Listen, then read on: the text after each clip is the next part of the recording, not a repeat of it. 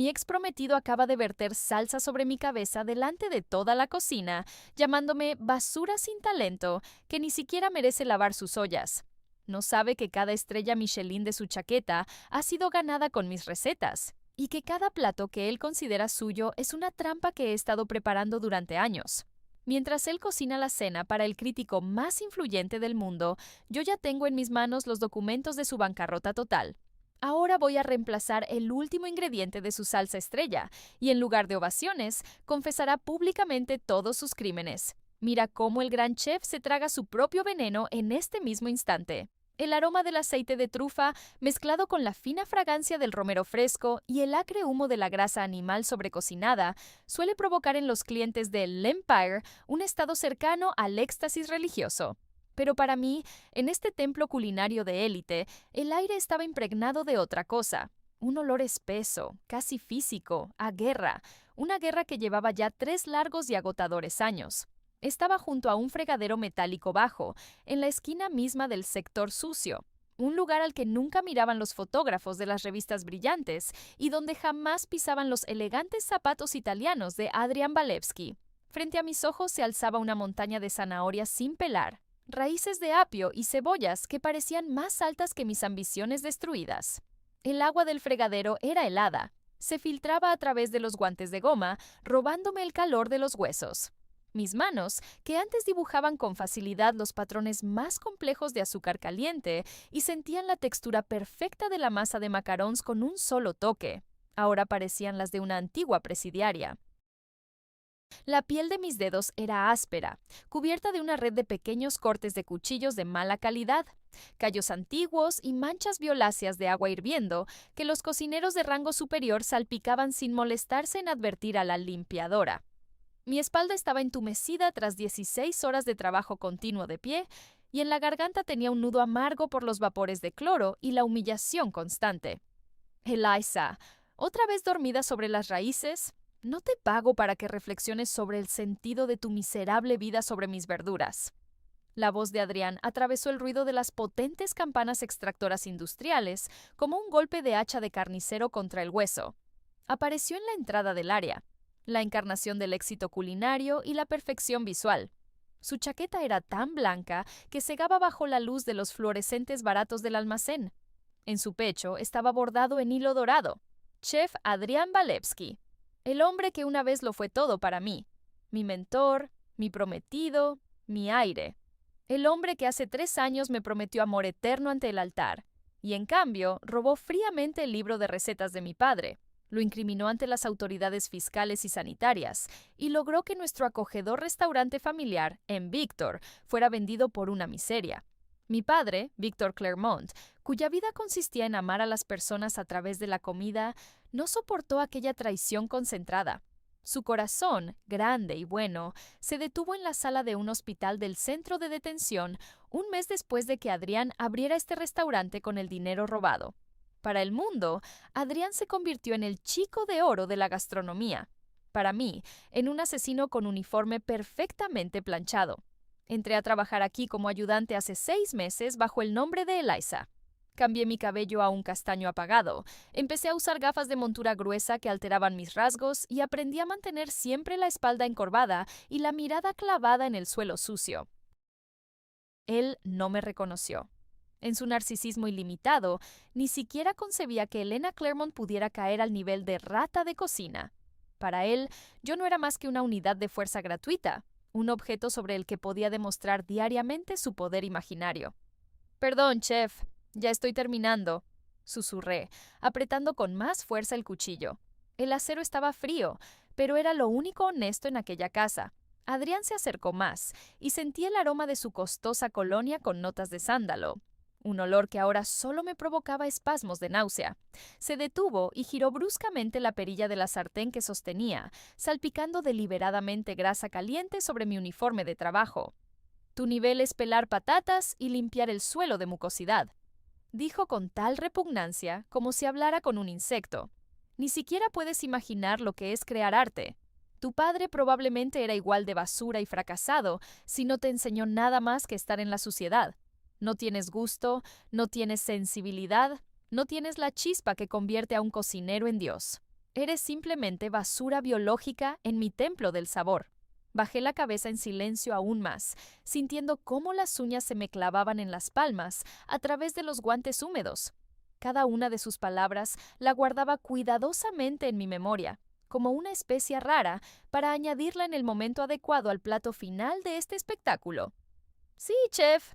Perdón, chef. No volverá a ocurrir. Mi voz era seca como un bizcocho olvidado en el horno. Él se rió con desprecio y se alejó hacia la isla central de la cocina, donde comenzó a preparar su plato insignia, pato en salsa de miel. No sabía que esa receta, con la que presumía en todas las entrevistas, la había modernizado yo misma y se la había dejado como un borrador anónimo en su escritorio hacía un mes. En su manía de genialidad, lo tomó como una revelación propia. Pero en esa salsa había un secreto, una mezcla especial de hierbas que yo había sintetizado de noche en mi pequeña habitación, estudiando los antiguos apuntes de mi padre y la farmacología moderna. Durante los últimos meses había añadido microdosis de ese concentrado en cada uno de sus platos. Actuaban de forma imperceptible, creando una ligera dependencia neurológica y obligando a su cerebro a funcionar al límite de una euforia mezclada con paranoia. Se había vuelto adicto a su propio éxito, sin entender que no era más que una marioneta en manos de quien acababa de humillar. En mi bolsillo vibró brevemente el teléfono. Lo miré rápidamente mientras Adrián se distraía gritando a un pastelero que no cortaba las fresas con suficiente elegancia. Olena, informo, la última deuda de Valevsky con el banco ha sido adquirida. El propietario del local firmó la rescisión del contrato de alquiler a las 21:00 de hoy. Ahora eres la legítima propietaria del edificio y de todos los activos de Adrián. Esperamos tu señal. La noche de hoy era la culminación de mi largo camino a través del infierno. Al restaurante asistiría el juez gastronómico, el legendario crítico anónimo cuya sola palabra podía destruir a Adrián o elevarlo a las estrellas. Adrián temblaba. Su rostro estaba pálido, los ojos inquietos. Soñaba con una tercera estrella, sin entender que llevaba tiempo al borde del abismo que yo había estado cavando meticulosamente durante meses. «Eliza, prepara la base para la salsa Excelsior», gritó, secándose el sudor con un paño sucio. «Y ni se te ocurra cocer demasiado la nata. Es el plato que decidirá mi destino. Un plato para el juez. ¿Me oyes? Si me fallas hoy, te destruiré igual que destruí a los Claremont».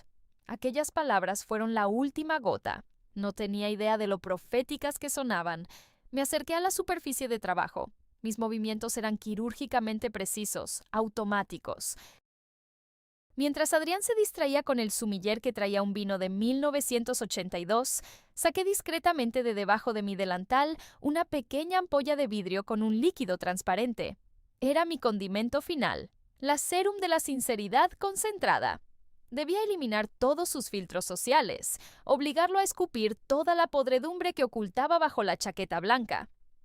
«Aquí está su base, chef. Es perfecta». Le entregué la salsera, ocultando el triunfo tras una máscara de cansancio. Adrián sumergió la cuchara de plata, probó. Sus ojos se abrieron con placer. «Divino, yo soy un verdadero dios. ¿Lo ves, niña? Eso es talento, algo que nunca podrás comprender. Y ahora desaparece de mi vista. Tu cara agria arruina mi apetito». Me retiré a la zona oscura de la cocina, observando cómo salía con la cabeza en alto hacia el comedor. Me limpié las manos en el delantal sucio y, lentamente, con deleite, desaté el nudo de mi cintura.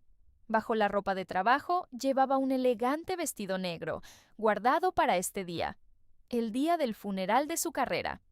«Disfruta tu última cena, Adrián», susurré, mirando a través de la puerta de cristal hacia el salón. «Porque hoy el ingrediente principal de tu menú será la venganza. Y créeme, será mucho más amarga que todo lo que obligaste a tragar a mi familia».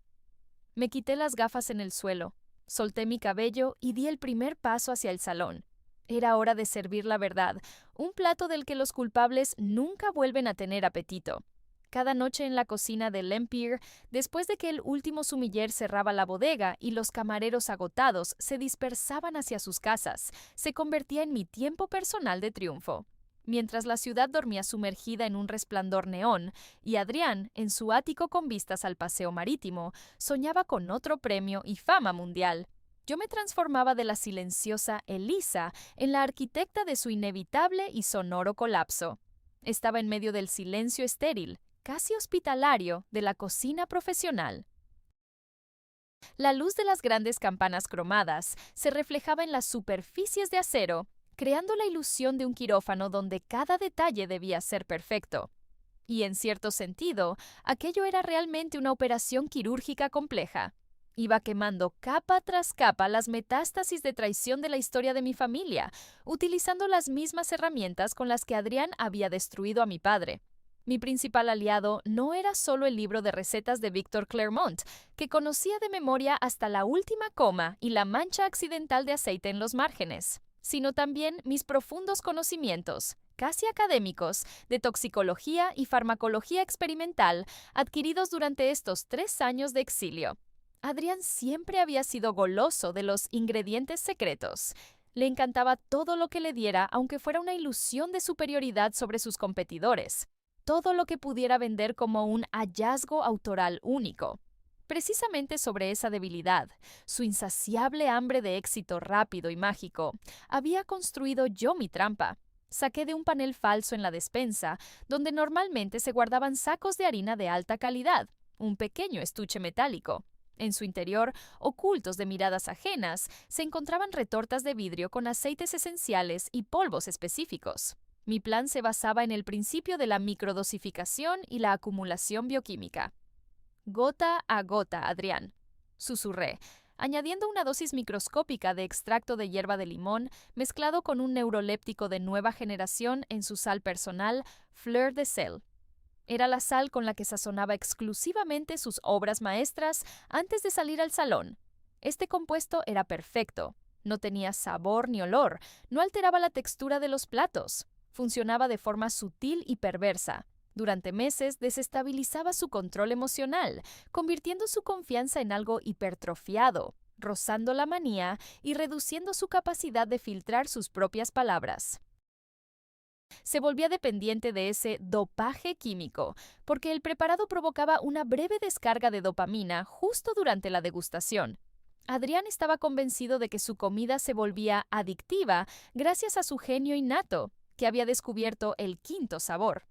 En realidad, era él quien se convertía en rehén de su propio ego, sazonado con mi veneno cuidadosamente dosificado. La mañana me recibió con gritos que rebotaban en las paredes de azulejo como disparos. Adrián irrumpió en la cocina a las 8, pareciendo una persona en estado de manía crónica. Chaqueta desordenada, ojos rojos, brillo febril en la mirada. «Elisa, ¿dónde están los preparados para la fondue de alcachofas?» Empujó un pesado carro de vajilla que chocó con estruendo contra una estantería metálica. «¿Por qué tengo que esperar por este trabajo sucio? ¿Sabes qué día es hoy, maldita criatura inútil? Hoy viene Morgan, el juez, el hombre que decidirá si estoy en el Olimpo o en una cuneta. Si ve aunque sea una mota de polvo en un plato, te haré comértela junto con la lejía con la que limpias los baños». Yo bajé la cabeza en silencio, continuando limpiando la superficie de trabajo. Mis dedos con guantes de goma estaban extrañamente calmados. Mi corazón latía de forma uniforme. Cada uno de sus gritos solo confirmaba lo mismo. El preparado estaba funcionando, su psique se volvía frágil como azúcar quemada. «Todo está listo, chef. Las alcachofas están limpias en agua helada con limón. La base de la salsa se enfría en la cámara número 3. Su sal personal está en su puesto de trabajo». Se acercó a mí demasiado, casi tocando con su chaqueta blanca mi delantal gris manchado de agua. Sentí su respiración nerviosa e interrumpida, con olor a café fuerte y cigarrillos. Sus pupilas estaban ligeramente dilatadas pese a la luz intensa. La primera señal de que la dosis nocturna del preparado, que había añadido a su té de la tarde, comenzaba a asimilarse por completo.